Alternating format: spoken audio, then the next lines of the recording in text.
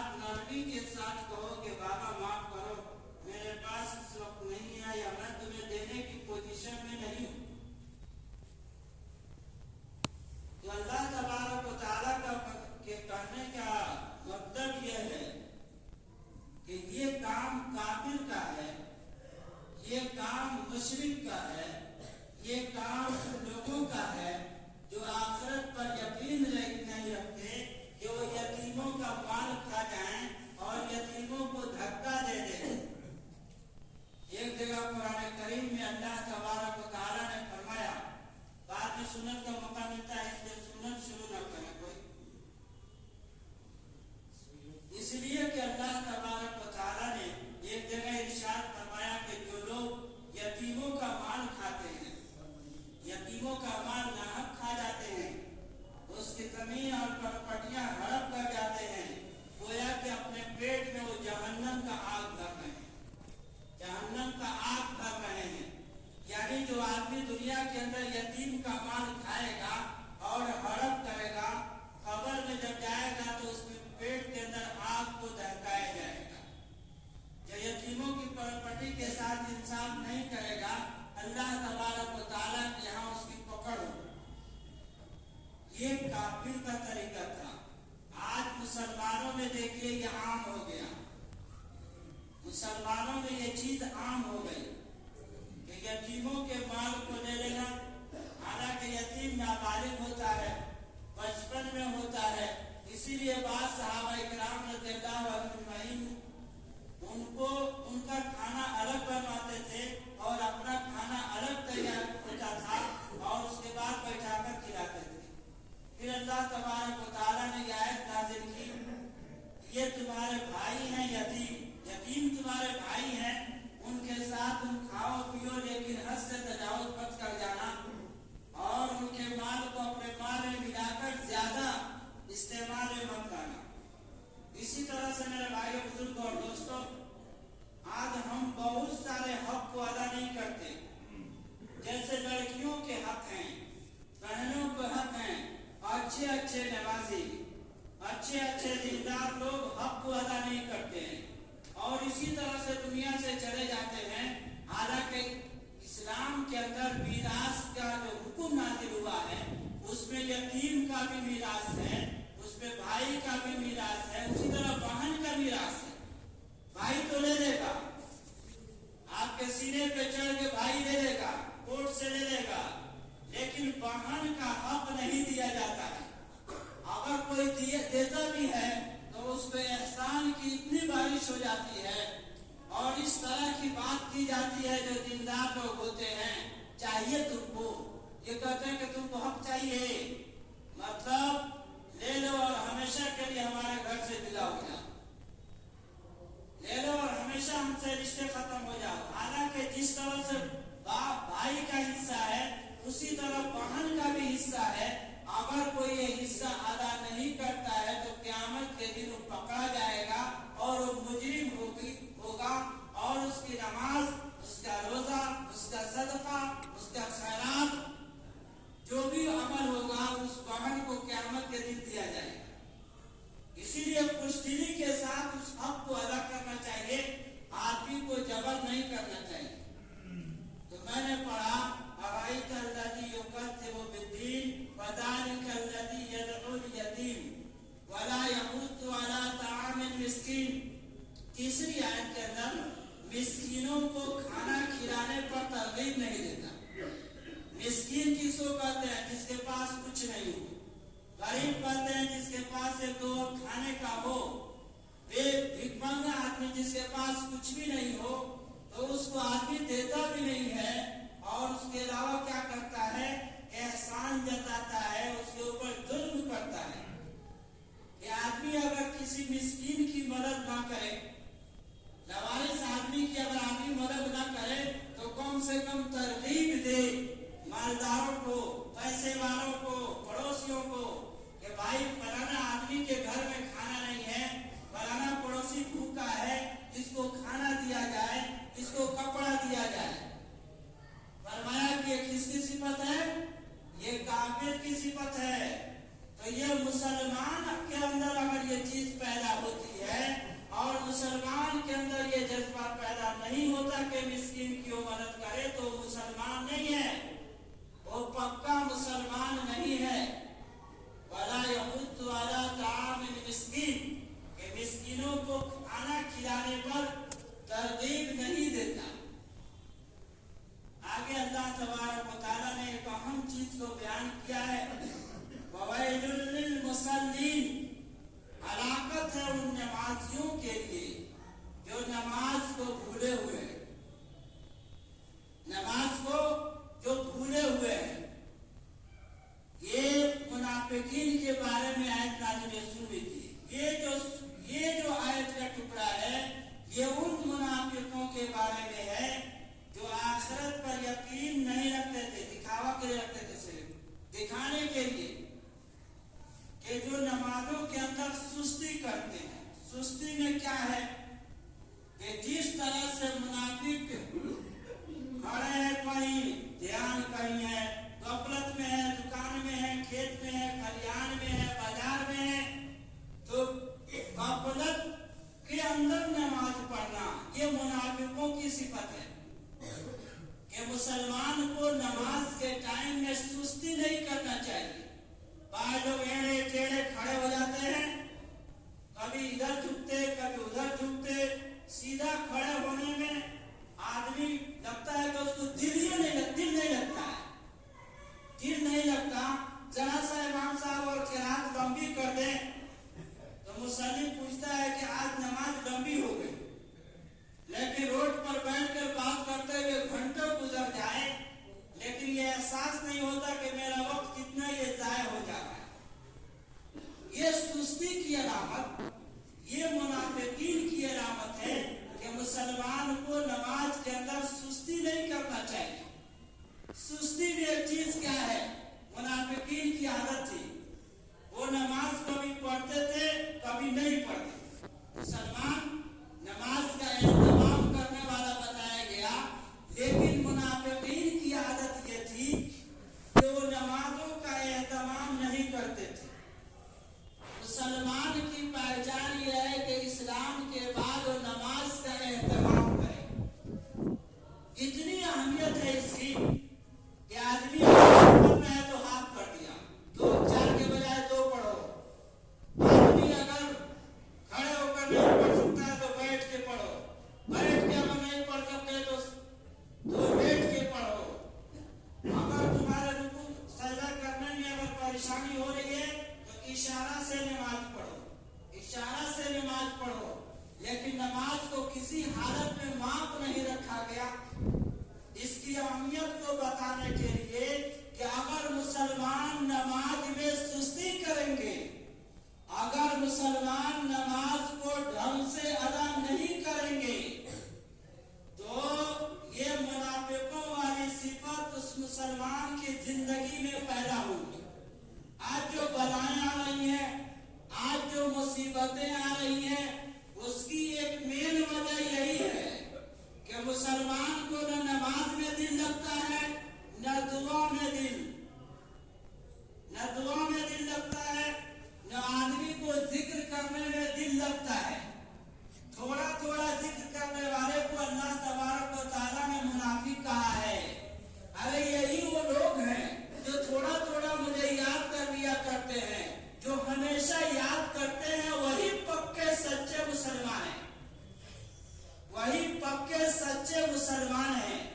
نماز دین کا ستون ہے۔ الصلاۃ عماد الدین، من اقامها اقام الدین ومن ہدمها فقد ہدم الدین، کہ نماز دین کا ستون ہے۔ جس نے نماز کو قائم کیا اس نے دین کو قائم رکھا، اور جس نے نماز کو چھوڑ دیا اس نے اسلام کے کھمبے کو اٹھا دیا۔ دوسرے نہیں گرا رہے، ہم خود گراتے ہیں، تو نماز کے اندر سستی کرنا یہ مسلمان کی شان نہیں ہے۔ اسی لیے نماز میں یہ حکم دیا گیا، جو آداب بتائے گئے کہ کھڑے ہونا ہے، سپاہی اور فوجی کی طرح کھڑے ہونا ہے، اللہ کے سامنے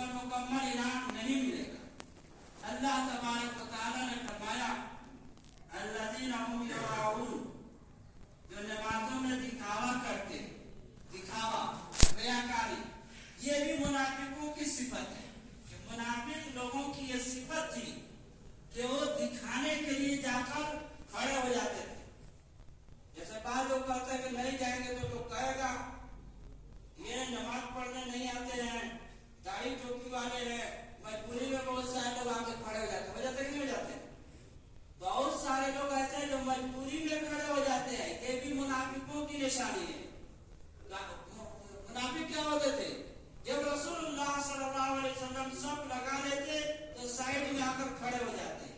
جیسے آج کل کیا ہو رہا ہے، جب نماز کا عین ٹائم ہوتا ہے تو مسلمان ایسے دوڑتے ہیں اور کوئی ہاتھ دھوایا کہ نہیں دھوایا پتہ ہی نہیں ہے، چہرے پر سر کے اوپر پورا مسا ہوا کہ نہیں ہوا، آئے اور پھٹ کے کھڑے ہوئے، اللہ اکبر بولے کہ نہیں بولے پتہ بھی نہیں ہے.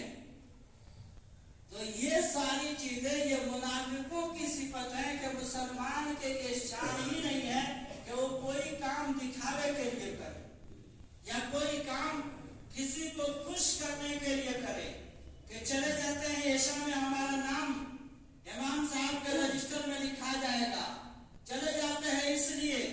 میرے بھائیوں بزرگوں اور دوستوں، اس پر کوئی اجر نہیں، اس پر اللہ تبارک و تعالیٰ کی طرف سے کوئی اجر نہیں ہے. وَيَمْنَعُونَ الْمَاعُونَ، اور چھوٹی چھوٹی چیزوں سے کیا کرتے ہیں، دوسروں کو نہیں دیتے. جیسے پڑوسی ہے، کوئی مانگ لیا آپ کے پاس جھاڑو ہے دے دیجیے، یہ سب چھوٹی چھوٹی چیزیں ہیں، یہ چھوٹی چھوٹی چیزیں نہیں دیتے ہیں. یہ منافقوں کی نشانی ہے، یہ منافقوں کی نشانی ہے کہ ضرورت کے جو سامان ہر آدمی کے پاس نہیں ہوتا ہے، ہر آدمی کے پاس ضرورت کا سامان میسر نہیں ہوتا ہے. بعض دفعہ کوئی آپ سے کدال مانگ لیا، بعض دفعہ پھاوڑا مانگ لیا. اگر آپ جانتے ہیں کہ یہ گم نہیں کرے گا، اس کا نقصان نہیں کرے گا، تو اس کو دے دینا یہ ایمان کی نشانی ہے. یہ دے دینا کیا ہے، ایمان کی نشانی ہے کہ اس آدمی کو کبھی بھی منع نہیں کرنا چاہیے. تو اللہ تبارک و تعالیٰ نے اس سورت کے اندر بہت ساری چیزوں کو بیان کیا ہے. اس ساری چیزوں کو اندر بیان کیا ہے کہ مسلمان کو کیسے زندگی گزارنا چاہیے. سب سے خطرہ آج کے زمانے میں یہ ہے کہ ہم یہ سمجھتے ہیں کہ ہم مسلمان ہیں، ہم یہ سمجھتے رہے کہ ہم مسلمان ہیں، اور ہمارا ایمان کس طرح سے چلا جاتا ہے اس کا ہمیں اندازہ بھی نہیں ہے. اسی لیے رسول اللہ صلی اللہ علیہ وسلم نے فرمایا ایک زمانہ آئے گا، صبح کو لوگ مومن ہوں گے، شام کو جنازہ اٹھے گا تو کفر پر اٹھے گا. شام کو لوگ کفر کی مسلمان کی حالت میں ہوں گے اور صبح کو جنازہ کفر کی حالت میں اٹھے گا. میرے بھائیوں بزرگوں اور دوستوں، یہ مسلمان کی شان سے بعید ہے کہ آج ہم ان سارے چیزوں میں ڈوبے ہوئے ہیں. ساری چیزوں میں آج مسلمان لطف ہیں. مسجدیں مرثیہ خانے کے نمازی نہ رہے. شاعر کہتا ہے کہ مسجدیں مرثیہ خانے کے نمازی نہ رہے، یعنی وہ صاحب حجازی نہ رہے. میرے بھائیوں بزرگوں اور دوستوں، دین صرف نماز پڑھنے کا نام نہیں ہے، دین صرف زکات دینے کا نام نہیں ہے، دین صرف حج کر دینے کا نام نہیں ہے، دین صرف روزہ رکھ دینے کا نام نہیں ہے، دین کسی غریب کو صرف کھانا کھلا دینے کا نام نہیں ہے. دین ایک مکمل نظام حیات ہے. آپ اور یہ ہم جانتے ہیں کہ اس دین کے اوپر عمل کرنے کی وجہ سے اس پر جو باتیں بتائی جا رہی ہیں، اس پر عمل کرنے کی وجہ سے سب سے بڑا فائدہ یہ ہوگا کہ سماج اور معاشرے کے اندر سکون پیدا ہوگا. جب ہم کسی کا حق نہیں دبائیں گے، جب ہم کسی کے اوپر ظلم نہیں کریں گے، جب ہم نماز کو اچھی طرح سے ادا کریں گے، سستی نہیں دکھائیں گے، سستی ہمارے اندر نہیں ہوگی، مکمل ہم اس کی پابندی کرنے والے ہو جائیں گے. اسی طرح ہم کسی کو دکھانے کے لیے کوئی عمل نہ کریں گے، تو یہ مکمل دین ہمارے زندگی کے اندر آئے. ہم صرف کلمہ پڑھ لینے سے اور جمعہ کے نمازی بن جانے سے ہم مسلمان پکے نہیں ہو سکتے ہیں، بلکہ اس پر تو خطرہ ہے. اللہ تعالیٰ کی غیرت کو جلال آتا ہے. کہاں سے آ گئے اتنی بھیڑ، کہاں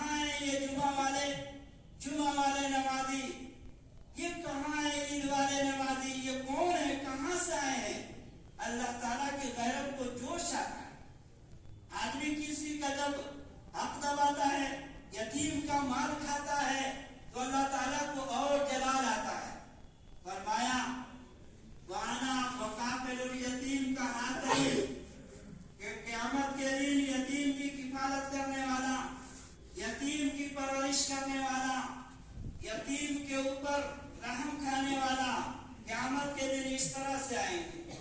आपने फरमाया कि सबसे बेहतर घराना वो है और सबसे बेहतर घर वो है जिस घर में किसी यतीम की परवरिश होती है। जरूरी नहीं है कि यतीम हमारे घर ही में हो, आपके मोहल्ले में है, बहुत सारी बेवाएं हैं हमारे शहर में, हमारे मोहल्लों में। कुछ अमीर लोगों के अलावा, कुछ मालदार लोगों के अलावा क्या हम लोगों को इस पर तवज्जो है? कभी हमने जाकर इमाम साहब से एक रिकॉर्ड उठाया, इमाम साहब हम तो खाते पीते घराने वाले हैं, अल्लाह ने हमको सब कुछ दिया है, हमारे माल में यतीम का भी हक है, हमारे माल में मिस्कीन का भी हक है, हमारे माल में गिरे पड़े लोगों का भी हक है, हमारे माल में उन लोगों का भी हक है जो बिस्तर मर्द पर पड़े हैं, इलाज के लिए दवाई के पैसे नहीं है। क्या हमने इसको कभी दीन समझा?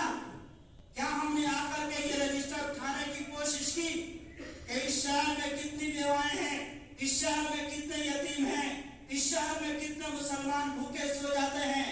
क्या ये दीन नहीं है?